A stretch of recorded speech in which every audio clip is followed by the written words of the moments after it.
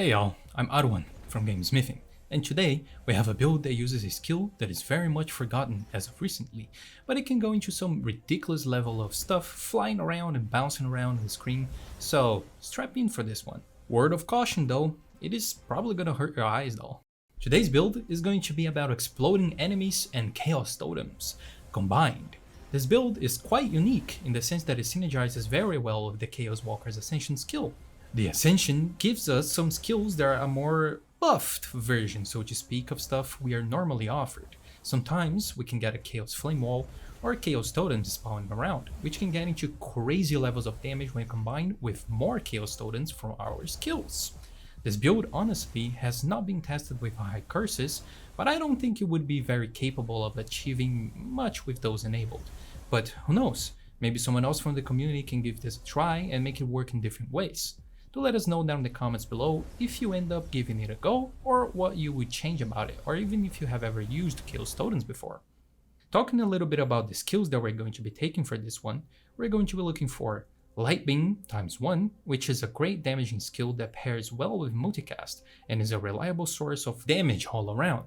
Truth being said, it is actually just a little tiny bit broken right now, but we're working on it, okay? We're also going to be taking Fire Pillar, which is not a very common skill, but I do believe that it has some potential, because its debuffs and damage actually stack, and the damage is kind of okay, really. Obviously, it can't be compared at all with something like Light Beam though. The damage reduction, however, can get a little crazy, and it can help a lot if you can get it to stack on enemies. If two Fire Pillars hit the same mod, the minus armor from both those hits will stack, plus the damage from all other sources. To be completely honest though, I think this starts to become a little bit more useful if you're planning on going into the endless modes, since the mobs start to scale quite a bit from cycle 2 onwards, especially with curses enabled. All of this paired with 3 Chaos Totem skills, with its missiles flying around everywhere, it can get into bonkers level of damage, and it is kinda interesting to watch too. Aside from this, another fun thing for us is that Chaos Totems are also using the new debuff that was recently added into the game, called Disarray, which gives us extra damage, interesting to pair with all of the minus armor we are already getting from our skills.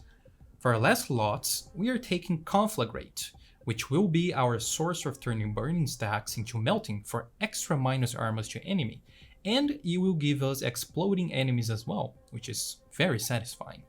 Since we're not going to be taking any skills that actually apply burning stacks, we're going to have to rely on passives that are offered to us for that effect.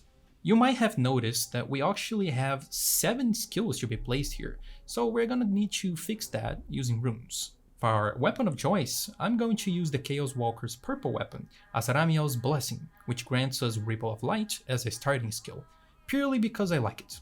But of course, you can choose whatever here, because we're going to replace it anyways.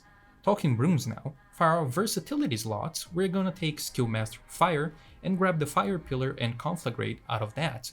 Reroll Mastery to help us get stuff quicker, and Skill Inclination Fire for the same reason. Now, for the tenacity slots, we have Singular Focus, which enables us to take multiple of the same skill, Improved Repertory, which causes us to lose a bit of damage but grants us a 7th slot to place another skill, and with 2 Runic Power left, we have a bunch of cool options here, but honestly, I've chosen to go with Critical Mastery to help mitigate some of the damage we lost with improved Repertory. Multicast Mastery is also not a bad choice at all here. As we can see, barely see here, this build can get a little bit bonkers with projectiles and stuff happening on the screen. Very chaotic, very fitting to the team as well. I really enjoyed playing this one, and I think it is worth giving it a try, just for fun. As always, thank you so much for watching and for the continued support and love you have shown for the game, and we hope that you all are having a lovely day or night. To the next one, survivors.